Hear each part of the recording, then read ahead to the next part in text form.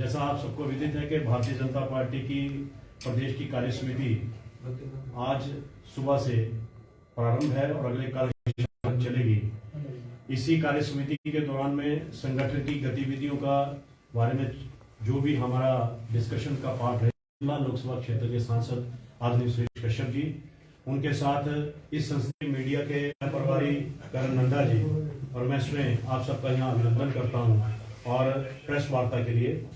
आपको आमंत्रित करता हूँ। माननीय अध्यक्ष जी, इस प्रेस वार्ता में मेरे साथ हमारे पार्टी के सभी पदाधिकारी बंधु और सभी पत्रकार मित्रों, हमारा प्रदेश कार्य समिति की बैठक ऊना में हमारे जिला कार्यालय में हो रही है और ये हिमाचल प्रदेश भारतीय जनता पार्टी के इतिहास में पहली बार है जब हमारा जिला का अपना कार्यालय बना और पहली कार्य समिति की बैठक उसमें ऊना में आयोजित हो रही है। साथ ही साथ क्योंकि ये हमारी 3 दिवसीय बैठक 3 तारीख को हमारा कोर ग्रुप था, आज हमारी पदाधिकारियों की बैठक और आज ही हमारी जो प्रदेश कार्यकारिणी की बैठक प्रारंभ हो जाएगी और कल भोजन उपरांत हमारी ये बैठक समाप्त हो जाएगी। इस बैठक में हमारा शीर्ष नेतृत्व जिसमें उत्तर क्षेत्र के प्रभारी और हमारे राष्ट्रीय उपाध्यक्ष यशोदान सिंह जी, हमारे प्रदेश के प्रभारी अविनाश राय खन्ना जी, सह प्रभारी संजय टंडन जी, केंद्रीय मंत्री अनुराग ठाकुर जी, प्रदेश में हमारे पूर्व मुख्यमंत्री और अभी नेता प्रतिपक्ष श्री जयराम ठाकुर जी, पूर्व मुख्यमंत्री श्री प्रेम कुमार धूमल जी और अन्य सभी पार्टी के पदाधिकारी, हमारे कार्यकारिणी के सदस्य, हमारे पार्लियामेंट्री प्रभारी, सह प्रभारी, पार्लियामेंट्री विस्तारक, जिला के अध्यक्ष, जिला प्रभारी रहने वाले हैं। इसके साथ साथ क्योंकि अभी हमारा केंद्र सरकार का बजट सत्र भी चल रहा है और अभी 1 फरवरी को ही केंद्र सरकार का बजट प्रस्तुत हुआ और उसी दृष्टि से हमारे केंद्रीय राज्य मंत्री श्री वीके सिंह जी वो भी कल कार्य समिति के एक सत्र में केंद्रीय बजट की उपलब्धियों को लेकर पूरी कार्य समिति को अवगत कराएंगे और हमारा मार्गदर्शन करेंगे। इसके साथ साथ इस कार्य समिति की बैठक में विभिन्न विषयों के ऊपर जो विभिन्न कार्यक्रम समय समय के ऊपर केंद्र के द्वारा दिए जाते हैं उनके ऊपर उनकी विस्तृत रूप से समीक्षा करना और साथ ही साथ अभी क्योंकि आज टेक्नोलॉजी का जमाना है और भारतीय जनता पार्टी भी टेक्निकली आज सारा डाटा मैनेजमेंट और उसके यूजेज को लेकर काफी गंभीर है। तो किस प्रकार से हम डाटा का उपयोग करके पार्टी के साथ ज्यादा से ज्यादा कार्यकर्ताओं को, ज्यादा से ज्यादा लोगों को जोड़ सके, उसके लिए डाटा प्रबंधन और उसका मैनेजमेंट और साथ ही साथ क्योंकि हिमाचल प्रदेश इस दिशा में काफी आगे बढ़ चुका है तो हमारे यहाँ डाटा वेरिफिकेशन, जो लोग हमारे ऑलरेडी सदस्य हैं उनका सत्यापन करना, ऐसा भी हमारा विषय इस कार्य समिति की बैठक में रहने वाला है। हमारे विभिन्न कार्यक्रम जिसमें कि अभी जैसा कि परीक्षा पे चर्चा 27 जनवरी को माननीय मोदी जी ने पूरे देश भर में हमारे जो स्टूडेंट्स हैं उनको संबोधित किया था और प्रदेश में भी इसको लेकर 20 जनवरी तक पूरे प्रदेश भर में हमारा आर्ट एंड पेंटिंग कंपटीशन किया गया था और 27 तारीख को हमने जो है पूरे प्रदेश भर में हमारे विभिन्न स्कूलों में पार्टी के जो हमारे पदाधिकारी, हमारे सांसद महोदय हैं, हमारे विधायक महोदय हैं, इन कार्यक्रमों में सम्मिलित हुए और विभिन्न स्थानों के ऊपर ऐसे कार्यक्रम किए गए। इसके साथ साथ क्योंकि जैसा मैं कह रहा था शुरू में, मैंने कहा कि ऊना में हमारा जिला का कार्यालय बना है। अभी प्रदेश भर में 17 के 17 जिले, क्योंकि हमारे संगठनात्मक 17 जिले हैं और सभी जगह कार्यालय निर्माण का कार्य चला हुआ है। कुछ स्थानों के ऊपर बहुत जल्दी हमारे कार्यालय बनकर तैयार हो जाएंगे और उस दृष्टि से यह भी हमारा एक विषय है कि किस प्रकार से हमारी कार्यालय निर्माण की प्रगति आगे बढ़ रही है। एक राजनीतिक प्रस्ताव भी इस कार्यसमिति में आने वाला है, जिसमें कि जिस प्रकार से अभी प्रदेश सरकार में मात्र 45 दिन की सरकार और 45 दिन के अंदर इन्होंने बदले की भावना से जिस प्रकार से काम करना शुरू कर दिया, जिसमें चाहे हम देखें 619 संस्थान इन्होंने बंद कर दिए हैं।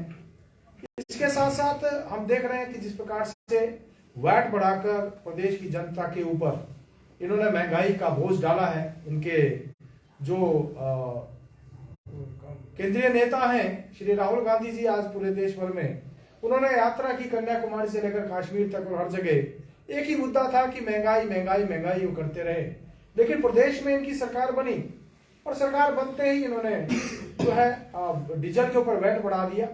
3 रुपया डीजल पे महंगा और खाने का तेल की बोतल में 9 रुपए का इजाफा हो गया। अर्थात इन्होंने प्रदेश की जनता जिन्होंने कि इनको गद्दी पे बिठाया, सत्ता में जिनको सत्ता दी, उन्हीं के ऊपर उन्होंने कर का बोझ बढ़ा दिया, जिसके कारण आवश्यक वस्तुओं की महंगाई बढ़ गई है। इसको लेकर भी ये राजनीतिक प्रस्ताव में भी हमारा एक विषय रहने वाला है। साथ ही साथ जिस प्रकार से हम देखें, आज आयुष्मान भारत और हिमकेयर योजना को बंद करने का काम और अनेक ऐसे काम, जैसे कि मंडी में शिवधाम का जो कार्य चल रहा था, ऐसी जानकारी है कि उसको बंद करने जा रहे हैं। मंडी में यूनिवर्सिटी, उसको लेकर भी ऐसी अटकलें लगाई जा रही हैं। साथ ही साथ जिस प्रकार से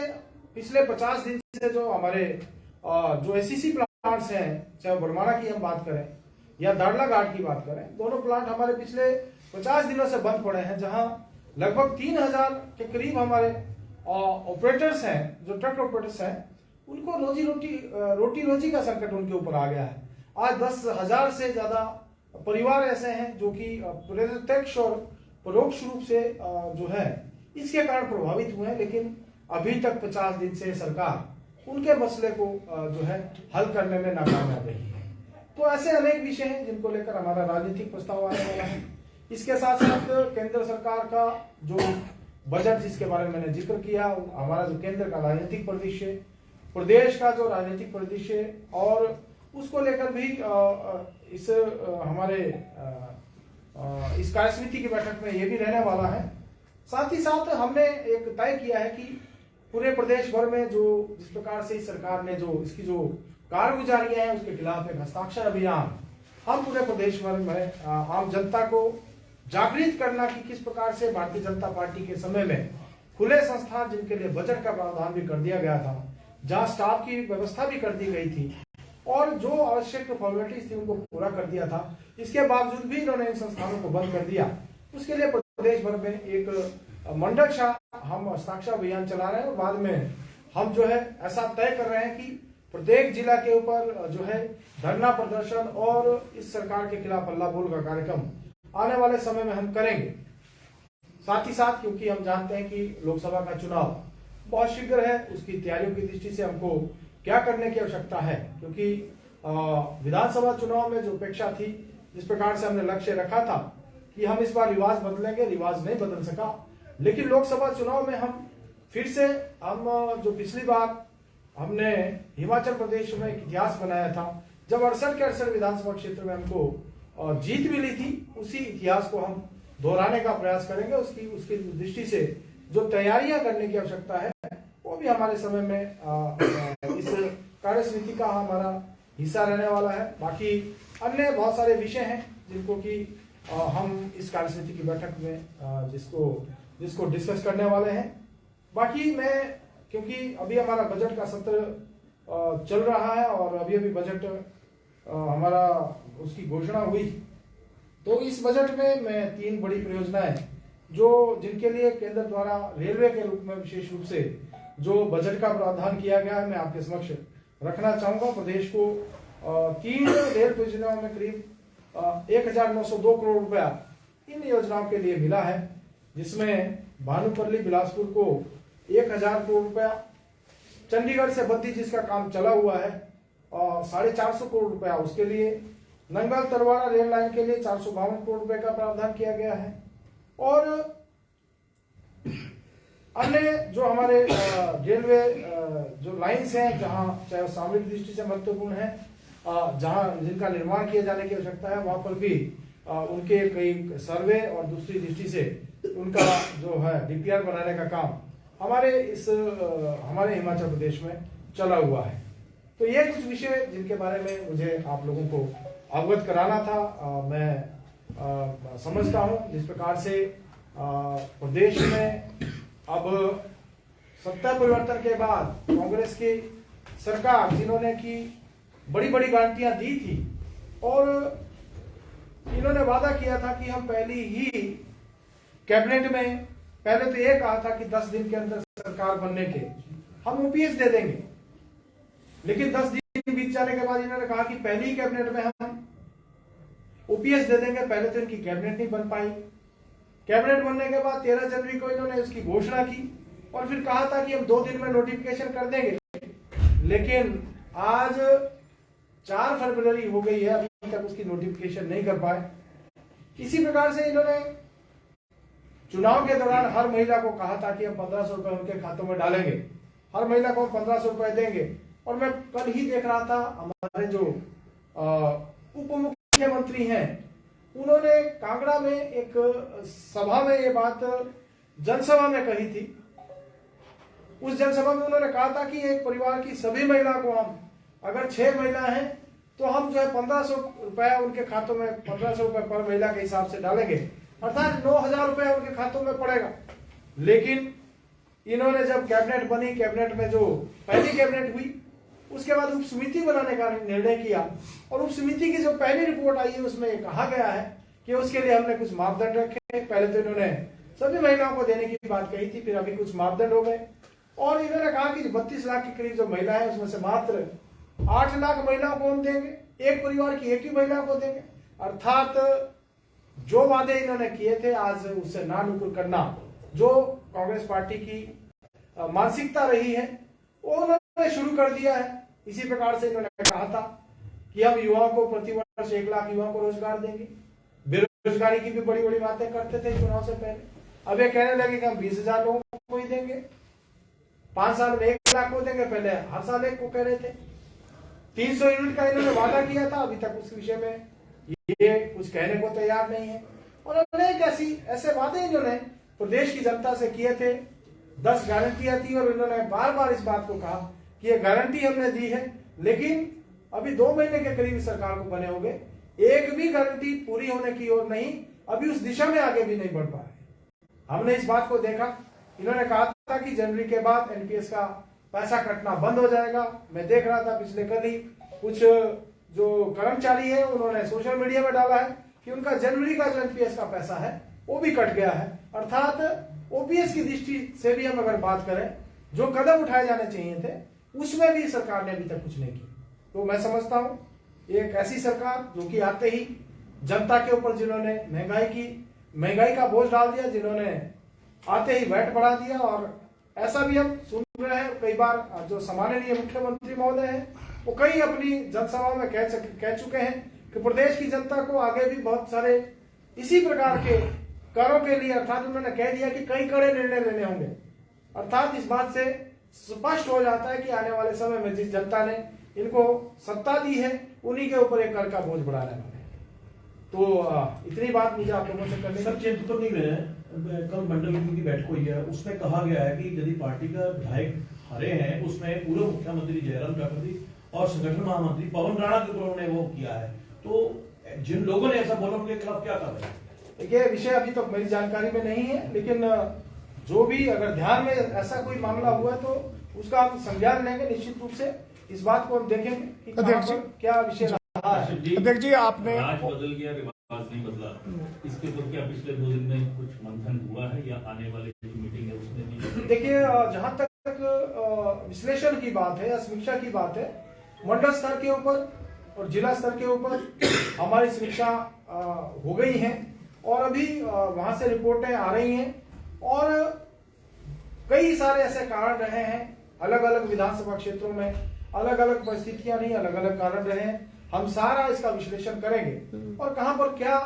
सुधार करने की आवश्यकता है या क्या किया जाने की आवश्यकता है, लेकिन क्या आने वाले समय में हम जो है उस दृष्टि से आगे बढ़े। क्या आप मानते हैं कि ओपीएस एक बड़ा कारण रहा आपको पार्टी को हारने में? देखिए बहुत सारे कारण रहे, जैसा मैंने कहा अलग अलग स्थानों के ऊपर अलग अलग परिस्थितियां रही हैं, हम सभी का विश्लेषण करेंगे और उसके बाद हम किसी जो है निर्णय के ऊपर पहुंचेंगे। हमीरपुर सीट पर आप हमीरपुर लोकसभा सीट पर पूरे तीनों उसमें बड़ी बुरी तरह से पिछड़े हैं, तो अब चुनाव में किस तरह की रणनीति है? देखिए न केवल हमीरपुर की हम बात करें, मेरे संसदीय क्षेत्र के सोलन में भी हम पिछड़े हैं, हम ऊना में भी बहुत बढ़िया स्थिति में नहीं, केवल एकमात्र सीट जीते हैं। तो ऐसे बहुत सारी जगह हैं जहां पर की अपेक्षाकृत जो हम चाहते थे जैसे नतीजों की अपेक्षा थी, लेकिन हमको इस बात को भी ध्यान में रखना चाहिए कि हमने 5 सीटें लेस देन 1000 में हारी हैं, एक सीट हमने 100 से नीचे हारी है। तो ऐसे बहुत सारे कारण हैं और अगर मत प्रतिशतता की भी बात करें तो 0.9% से हम लोग पिछड़े हैं। लेकिन तो क्या ऐसा नहीं है कि कहीं पर एकदम से कोई बहुत बड़ा उलटफेर हो गया। ये बात सही है कि कांग्रेस को सीटें ज्यादा मिली और हम देखते हैं कि अगर 10 सीटें लगभग ऐसी हैं जो 2000 वोटों से नीचे हम लोग हारे हैं, तो कोई छोटे छोटे ऐसे कई कारण हो गए जिसके कारण हमको अपेक्षाकृत जो नतीजे लेकिन क्या लगता है नहीं मिल पाए। लेकिन क्या लगता है कि मंडी में बहुत ज्यादा फोकस करना आपको भारी पड़ा? नहीं, मैं ऐसा नहीं मानता। मैं समझता हूं कि हर जगह पार्टी के कार्यकर्ताओं ने, पार्टी के पदाधिकारियों ने, सरकार और संगठन ने बढ़िया काम किया, लेकिन जैसा मैंने पहले भी कहा कि कहीं पर कोई छोटी कमियां छूट गई, जिसकी वजह से जो रिजल्ट हमको अपेक्षाकृत मिलने चाहिए थे उसको हम नहीं पा सके। सर, अंशुमन योजना का 9 महीने से केंद्र पैसा नहीं दे पा रही, क्या कारण? नहीं, ऐसा नहीं है। मैंने पहले ही कह दिया कि प्रदेश की सरकार इस ओर गंभीर नहीं है और प्रदेश सरकार की जो मंशा है वो यही है कि जैसा कि हिमकेयर योजना, उसको अभी तक जो एनपैनल हॉस्पिटल थे उनकी पेमेंटें नहीं की जा रही हैं और ऐसी स्थिति कुछ आयुष्मान भारत को लेकर भी